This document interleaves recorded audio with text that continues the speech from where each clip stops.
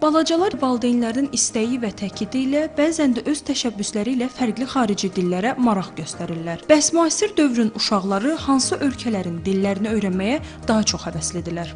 Mən ingilis dilini bilirəm, alman dilini də gələcəkdə öyrənəcəm. İngilis kitablarım da var burada. Mən ingilis, türk, həm də fransız dilini indi öyrənirəm və də biraz bilirəm. Mən balacalıqdan da dilləri öyrənməyi çox sevirəm. Balacalıqdan başqa dilləri öyrənmək həvəsindəyəm. Mən ingilis, rus və italyanca öyrənirəm. 9 yaşım var. Mən ingilis dilini öyrənməyi sevirəm, amma rus dili mənə çətin gəlir. Dil bilikləri elə ibtidai sinifdən başlayır. Hətta əksəriyyəti eyni anda ən azı 2 dil öyrənir.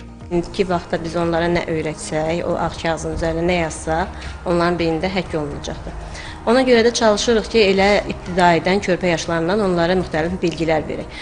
Bu dillərə də aiddir. Biz Azərbaycan dilində tədris apardığımız halda məktəbimizdə həm ingilis dilində, həm rus dilində də dərslər tədris olunur. Müasir dövrdə də artıq bütün dünyaya çıxışımız olduğu üçün biz valideynlər də istəyir ki, övladları bir çox dilləri öyrənsinlər və bunların gələcəyinə daha müsbət təsir göstərəcəkdir.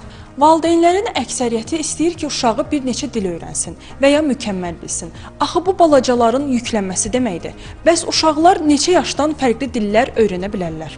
Dil öyrənmək əslində yaxşı bir haldır, amma valideynin təkidi ilə və yaxud başqa bir məcburi şəkildə öyrənməkdənsə öz könül xoşluğumuzla öyrənmək mənə elə gəlir ki, daha yaxşıdır. Birdən-birə uşağa yükləmək olmaz. Mən ingilis dilini öyrənə bilməmişəm, həvəsim olmayıb. Ancaq istəmişəm uşaqlarım hamısı ingilis dilini bilsinlər. İlkin vaxtlarda o terminlər yaxşı yadda qalır.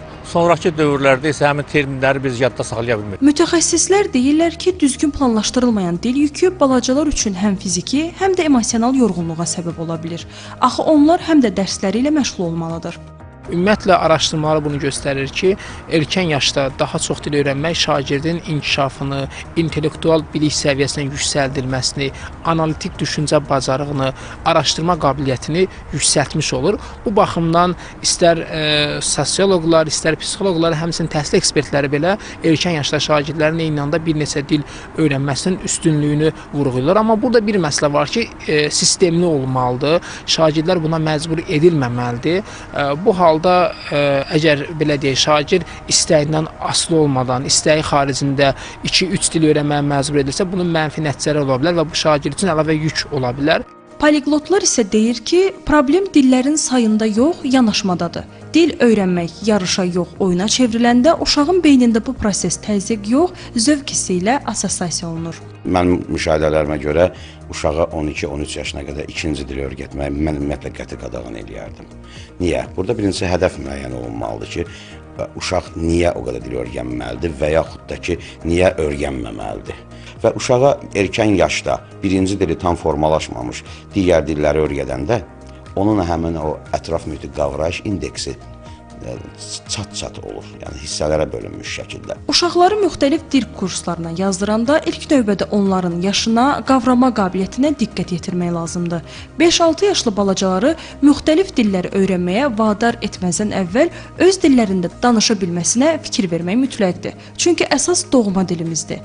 Digər tərəfdənsə, erkən yaşlarda fərqli dillərin öyrədilməsi balacaların öz ana dillərində danışmasını zəiflədə bilər. Əzizə Mahmudzadə, Sabir Şahvələdov, Telesəhər.